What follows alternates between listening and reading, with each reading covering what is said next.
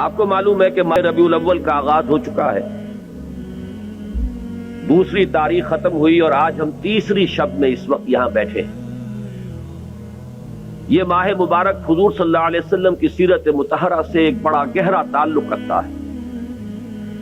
حضور کی ولادت باسعادت بھی اسی ماہ مبارک میں ہوئی، اگرچہ تاریخ کے بارے میں اختلاف ہے۔ حضور کا انتقال بھی اس ماہ مبارک میں ہوا، اور وہ متفق علیہ تاریخ ہے 12 ربیع الاول اصل میں حضور کا یوم وفات ہے، اور اکثر محققین کی رائے یہ ہے کہ آپ کا یوم ولادت جو ہے وہ 9 ربیع الاول ہے۔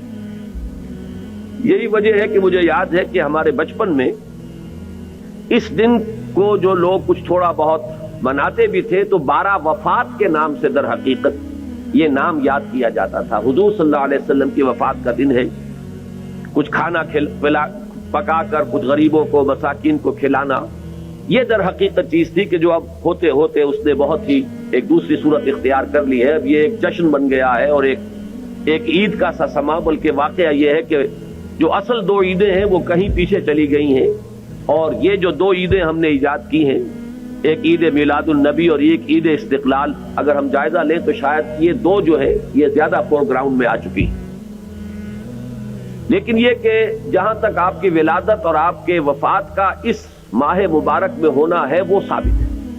مزید برآں حضور کا ورود مدینہ منورہ میں بھی ماہ ربیع الاول میں ہوا ہے۔ اس پہلو سے اگر اس ماہ مبارک میں ہم سیرت النبی کے مطالعے کا ایک خاص موضوع رکھیں، کسی تاریخ کے تعین کے بغیر اس مہینے کی مناسبت سے سیرت مطہرہ پر گفتگویں ہوں، غور و فکر ہو، اور اس میں بھی عملی پہلو سامنے ہو، اتباع کا جذبہ ہو، سمجھنا سمجھانا اس لیے ہو کہ اس پر عمل کرنا ہے، تو یقیناً یہ چیز ہمارے لیے بہت مفید ہوگی اور ہمارے بہت سے امراض کا شاید اس سے مداوع ہو سکے۔ یاخذون بسنتہ ویقتدون بامرہ ثم انہا تخلف من بعدہم خلوف۔ پھر ہمیشہ یہ ہوتا، ہر نبی کا جاننے والوں میں، پہچاننے والوں میں، ماننے والوں میں ہوا ہے، امت محمد بھی مستثنیٰ نہیں ہے۔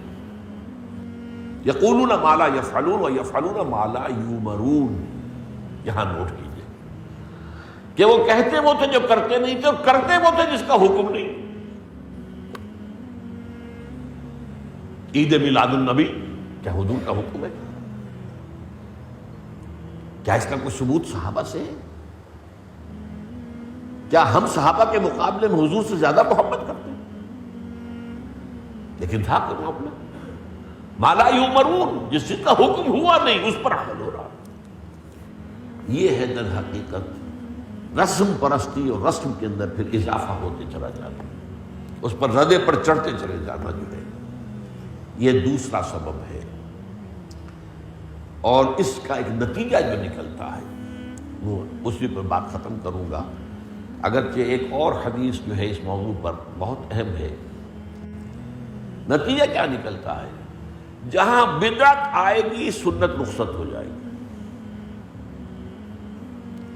اب نماز جنازہ کی وہ اہمیت نہیں ہوگی، نہ نماز جنازہ یاد کرنی ہے، نہ دعا یاد کرنی ہے، کچھ پتہ نہیں، جا کے کھڑے ہو گئے ہیں، وضو بھی ہے کہ نہیں ہے، لیکن قرآن خوانی میں تو جانا ہی جانا۔ یہ کیوں ہوتا ہے؟ ورنہ یہ کہ نماز کی اہمیت ہوتی، نماز جنازہ کی، آپ اگرچہ عربی نہیں آتی لیکن ترجمہ تو اس دعا کا یاد کر لینا کوئی مشکل کام نہیں ہے، تاکہ کھڑے ہوں دل سے دعا مانگے۔ تو جہاں بدعت آئے گی وہاں سنت جو ہے اس کی حیثیت کم ہو جائے گی، اس کا استخفاف ہوگا یا غائب ہو جائے گا۔